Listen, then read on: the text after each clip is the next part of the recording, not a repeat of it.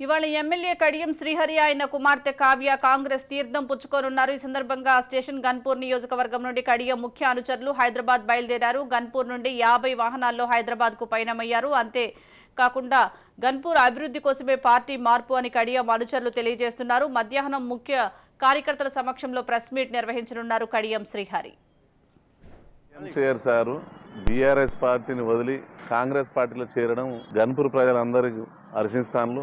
మరి అభివృద్ధిలో 20 సంవత్సరాలు వెనుకబడిపోయిన గన్పూర్ను అనుకోని కారణాల వల్ల ప్రభుత్వం రాలేదు కాబట్టి కార్యకర్తలు, ప్రజలు, సామాన్య ప్రజలంతా అభివృద్ధి కోసం ఒత్తిడి పెడితే ప్రజల ఒత్తిడి మేరకే కడియం షేర్ గారు ఈరోజు కాంగ్రెస్ పార్టీలో చేరడం జరుగుతున్నది. స్టేషన్ గన్పూర్ ప్రజలు 90% వారి చేరికను హర్షిస్తాను కాబట్టి చిన్న చిన్న లోపాలు ఎక్కడున్నా మేము సరిదిద్దుకొని గన్పూర్ నియోజకవర్గ అభివృద్ధి కొరకు అహర్నిశలు పాటుపడిన షేర్ సారు బీఆర్ఎస్ పార్టీని వదిలి కాంగ్రెస్ పార్టీలో చేరడం గన్పూర్ ప్రజలందరికీ హర్షిస్తాన్లు.